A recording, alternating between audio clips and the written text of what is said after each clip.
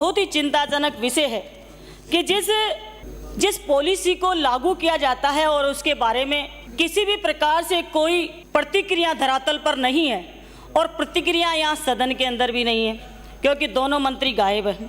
मेरी बात सुनेगा कौन? सभापति महोदय, मैं आपके माध्यम से कहना चाहूँगी कि ये पता चल रहा है कि कितने सीरियस है शिक्षा को लेकर, क्योंकि ये शिक्षा के अंदर इस राजस्थान को गर्त में ले जाना चाहते हैं। इस देश के अंदर शिक्षा, एजुकेशन पे चर्चा है, कितने सीरियस हो आप लोग? शिक्षा के अंदर शिक्षा को खत्म करना चाहते हैं। माननीय सभापति महोदय, ऐसा कभी नहीं देखा पिछले 5 सालों के अंदर हमने। अगर कोई मंत्री जाता है तो अपना असिस्टेंट, अगर जरूरी काम के लिए भी बाहर जाता है तो कोई असिस्टेंट बिठा कर जाता है, लेकिन यहाँ पर पता नहीं क्या हो रहा है, कौन हमारी बातें नोट कर रहा है। महोदय आप शांत रहिए, फालतू बात करने की आवश्यकता नहीं। महोदय, कॉलेज में 75% उपस्थिति का नियम बना रखा है, लेकिन आज देखा जा रहा है कि 20% उपस्थिति है। ऐसा क्यों है? ऐसा इसलिए है क्योंकि बालकों को, विद्यार्थियों को गुणवत्तापूर्ण शिक्षा वहाँ पर उपलब्ध नहीं हो पा रही है। और अगर हम करना चाहें, गुणवत्तापूर्ण शिक्षा उपलब्ध कराना चाहें, तो बालकों का स्वतः ही इंटरेस्ट बढ़ेगा और वो कॉलेजों में आना शुरू करेंगे। इंफ्रास्ट्रक्चर की हम बात करेंगे तो इनकी सरकार में 1.25 साल में इंफ्रास्ट्रक्चर कोसों दूर है।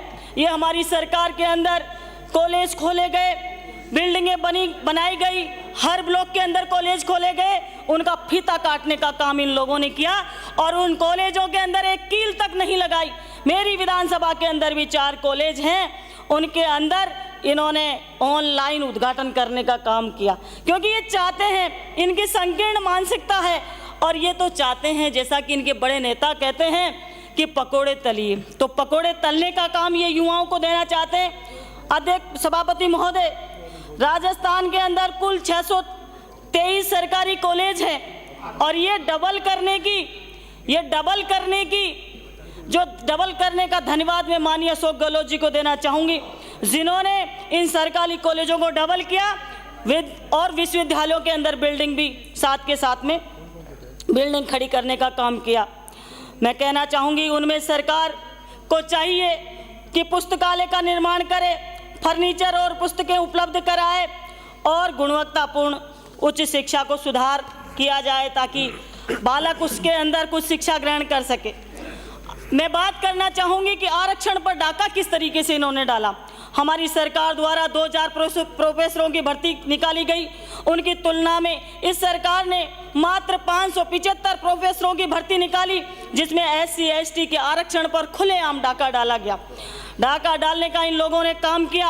अंग्रेजी विषय के अंदर SC और ST का एक SC का छोड़कर बिल्कुल वहाँ पर किसी प्रकार का कोई आरक्षण इन लोगों ने निर्धारित नहीं किया गया।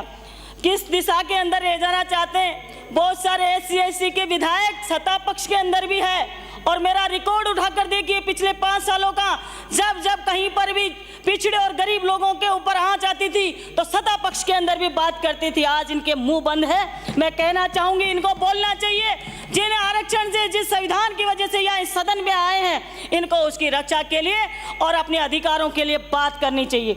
दूसरी तरफ राजस्थान में 27 विश्वविद्यालयों में SC और ST का कोई भी VC नियुक्त नहीं किया गया। ये भी बड़े सोचने की बात है। इनकी मानसिकता यहाँ भी दर्शाती। और हाल ही में संपन्न हुए रीट परीक्षा पेपर की हम बात करते हैं, कल ही की बात करते हैं। दिशा निर्देश दिए गए कि धागा और किसी भी प्रकार का कोई मंगलसूत्र, जनेऊ, कान में, नाक के अंदर अगर ये लौंग है, इस पे भी टेप चिपकाया गया। लेकिन इनकी सरकार ने क्या किया? मंगलसूत्र के नाम पर बवाल कर दिया। एक SC की शिक्षिका को सस्पेंड किया गया और एक कांस्टेबल को सस्पेंड किया गया। बेचारे निर्देश दे रखे हैं स्पष्ट, एक धागा भी नहीं होना चाहिए हाथ के अंदर। तो जनेऊ मंगलसूत्र से बड़ी नहीं होती, अपनी बिछिया से बड़ी नहीं होती। जो एक स्त्री को हिंदू धर्म के अंदर पवित्र जो चीजें हैं उनके अंदर इन्होंने वो उतरवा सकते हैं, लेकिन जनेऊ उतरवाने पर इन्होंने बवाल कर दिया और बेचारों को सस्पेंड कर दिया।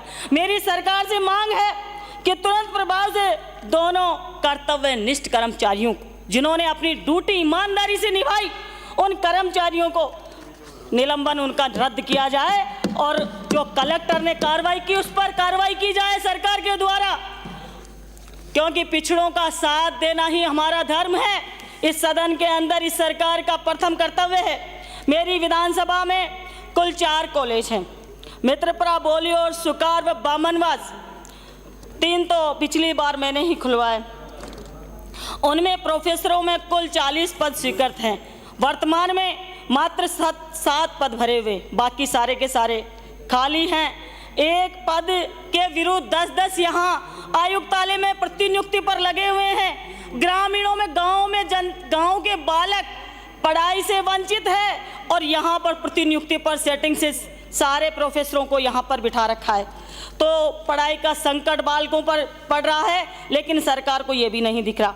माननीय, मेरी मांग है, बोली में 200 सीट है लेकिन आवेदन 400 से ऊपर आते हैं। मैं मांग करना चाहूँगी कि इस हमारे जो पीजी में क्रमोन्नत किया जाए, जो कॉलेज है बोली के अंदर। माननीय सभापति महोदय, घंटी क्यों बजाई? 8 मिनट ही तो हुई है, 15 मिनट है। 10 मिनट बोल लो।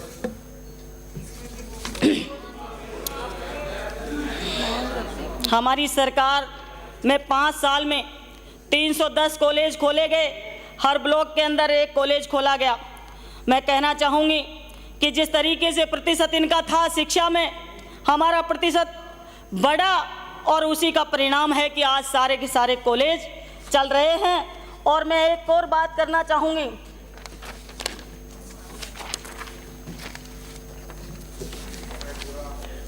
एक बात ये और करना चाहूँगी कि सोडानी कमेटी इन्होंने बनाई और सोडानी कमेटी की जो रिपोर्ट है आज तक उजागर नहीं की। उसका क्या कारण है? कॉलेजों को बंद करने का षड्यंत्र रच रहे हैं, जिसमें ग्रामीण छात्र और छात्राओं को ये पढ़ाई से वंचित रखना चाहते हैं। इनकी मानसिकता का ये परिचय है। माननीय सभापति महोदय, मैं स्कूलों पर बात करना चाहूँगी कि जिस तरीके से वाइस चांसलर की नियुक्ति के बारे में मैं बात करना चाहूँगी कि अभी जो हाल ही में बिराजी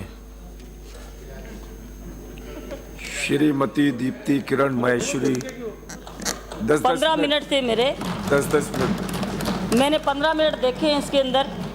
इसमें 10 मिनट। माननीय सभापति महोदय,